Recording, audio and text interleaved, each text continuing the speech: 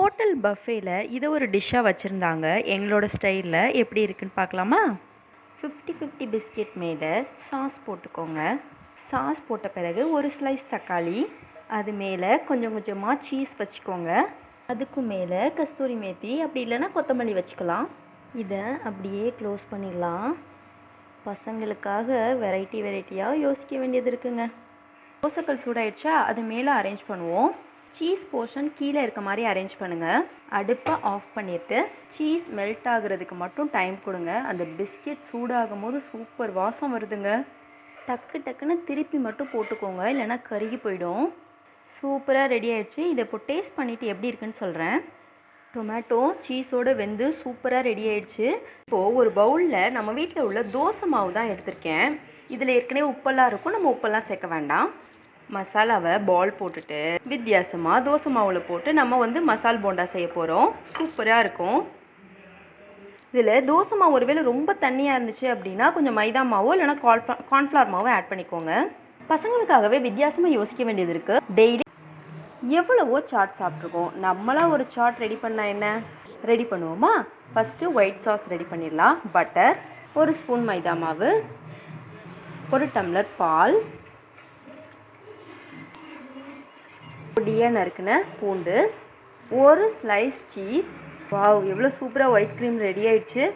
இதில் ஒரு cup corn வச்சு நம்ம சாட் செய்கிறோன்னா யாருக்கு தான் பிடிக்காது. இதுக்கு தேவையான அளவு உப்பு, இதில் ஒரு அரை ஸ்பூன் பெப்பர் தூள், ஒரு பாதி பெரிய வெங்காயம், இது மேலே அப்படியே கொஞ்சமாக கொத்தமல்லி தழை, கருக்கு முறுக்குன்னு இருக்கிறதுக்கு கொஞ்சமாக ஓம் பொடியோ இல்லை லைட்டாக மிக்சரோ தூவிக்கோங்க. இந்த க்ரீமி கார்ன் சாட் எப்படி இருக்குது அப்படின்னு ட்ரை பண்ணி பாருங்கள். புது ஸ்நாக்ஸ் ஐட்டமில் ரொம்ப எண்ணெயில் பொரிக்காத ரெசிபீஸ் வேணும் அப்படின்னா என்னோடய சேனலை சப்ஸ்கிரைப் பண்ணிக்கோங்க. இன்றைக்கி நம்ம என்ன பண்ண போகிறோம் அப்படின்னா, கோதுமை மாவை நல்லா வறுத்து எடுத்துக்குவோம். எண்ணெயில் போடாத சூப்பரான ஸ்வீட் பணியாரம். கோதுமை மாவு வறுக்கிறதோட மெயின் இதோட வழவழப்பு கம்மியாகும். இதில் லைட்டாக ஒரு கலர் சேஞ்ச் ஆனது தெரியும். இதோடு எடுத்துடலாம். கோதுமை மாவு எடுத்த அதே கப்பில் ஒரு கப் நாட்டு சக்கரை, மாவு எடுத்த கப்பில் பாதி ரவை, ஒரு சின்ன கப்பில் தேங்காய் துருவல், அரை ஸ்பூன் ஏலக்காய் தூள், கொஞ்சமாக சோடா உப்பு. முதல்ல இதை மிக்ஸ் பண்ணிடலாம். தண்ணி கடன்னு ஊற்றிடக்கூடாது. பணியாரம் ஊற்றுறதுக்கான பதம் தான் ரொம்ப முக்கியம். கொஞ்சமாக ஊற்றி கிளறுங்க. இது ஒரு 1/4 மணி நேரம் மூடி வச்சுருங்க. ரவை நல்லா ஊறி வரட்டும். 15 நிமிஷம் ஆயிடுச்சு. இதில் மொத்தமாக நான் 250 ml தண்ணி ஊற்றிருக்கேன். கடலெண்ணெயோ நெய்யோ பயன்படுத்திக்கோங்க. டெக்கரேஷனுக்கு முந்திரி பருப்பு. எவ்வளோ சூப்பராக இருக்குது. கருப்பட்டி பணியாரம் மாதிரி இருக்குங்க. இங்கே இருக்க ஐட்டத்தை வச்சு ஒரு வித்தியாசமாக ஒரு ஸ்நாக் ரெசிபி ஒன்று ரெடி பண்ணிடுவோமா? உருளைக்கிழங்க நல்லா மசிச்சிடலாம். ஆனியன், கொத்தமல்லி, சில்லி பவுடர், கரம் மசாலா, தேவையான அளவு உப்பு. இதை ஃபஸ்ட்டு நல்லா மிக்ஸ் பண்ணிவிட்டு இந்த மசாலாவோட கிராக் சாக் ஆட் பண்ண போகிறோம். பவுட்ரு பண்ணியாச்சு. இதோட சேர்த்து ஆட் பண்ணிடலாம். இந்த பிஸ்கெட்டோட ஃப்ளேவர் நம்ம சாட் மசாலா ஆட் பண்ணுற மாதிரி இருக்குது. ப்ரெட்டை அந்த ரோஸ்டான பகுதியை எடுத்துகிட்டு சப்பாத்தி கட்டை வச்சு நல்லா அழுத்தி சப்பட்டையாக்கிடுங்க. மசாலாவை சென்டரில் பிடிச்சி வச்சுட்டு இந்த ஓரம் எல்லாம் தண்ணி வச்சு நனைச்சிருங்க. பாக்கெட்டை க்ளோஸ் பண்ணியாச்சு. கல் நல்லா சூடாயிடுச்சு. பட்டர் ஃபுல்லாக ஸ்ப்ரெட் பண்ணிடலாம்.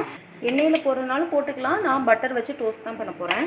பட்டர் வச்சுட்டு சுற்றி கொஞ்சமாக எண்ணெய் ஊற்றிக்கோங்க. நான் தேங்காய் எண்ணெய் பயன்படுத்தியிருக்கேன். வீட்டில் செய்யணும் முடிவு பண்ணியாச்சு. எண்ணெயில் பொரிச்சா நல்லது இல்லையே. இன்ஸ்டன்ட் ஹெல்தி வடை எப்படி பண்ணலான்னு பார்க்கலாமா?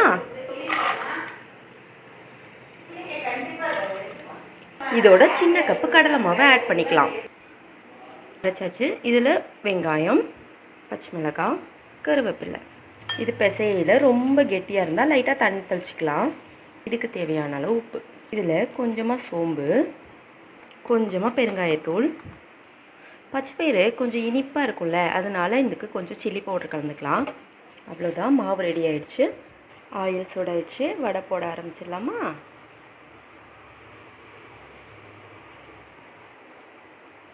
இந்த வடையை இந்த மாதிரி ஈவினிங் ஸ்நாக்ஸ் பாசிப்பருப்பு வச்சு ஒரு பணியாரம் பண்ணலாமா?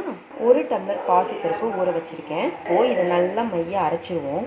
அவ்வளோதான், மைய அரைச்சாச்சு. இந்த டம்ளரில் பருப்பு எடுத்திங்களோ அதிலே 1 டம்ளர் ரவை போட்டு கலந்து மூடி வச்சுருங்க.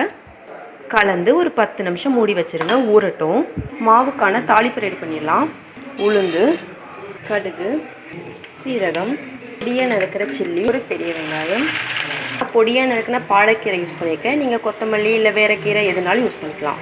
கீரைனால நான் வதக்குறேன். கொத்தமல்லியை நீங்கள் டைரெக்டாகவே பச்சையாக யூஸ் பண்ணிக்கலாம். அவ்வளோதான். இதை எடுத்து அப்படியே மாவில் கொட்டிடலாம். இந்த மாவுக்கு தேவையான உப்பு சேர்த்துக்கோங்க. மாவு ரெடி ஆகிடுச்சு. பணியாரம் ஊற்றிடலாமா? ஃபஸ்ட்டு ஊற்றும் போது நான் கொஞ்சம் எண்ணெய் கொஞ்சம் தாராளமாக ஊற்றிருக்கேன். திருப்பி போட்டுடலாம். அடுத்த ஊற்ற போகிறேன். எண்ணெய் பார்த்தீங்களா அப்படியே இருக்குது. எவ்வளோ சூப்பராக பாசி பருப்பு வச்சு ஒரு பணியாரம் பண்ணிட்டோம் பாருங்கள். இது உள்ளே எப்படி இருக்குன்னு பார்ப்போமா?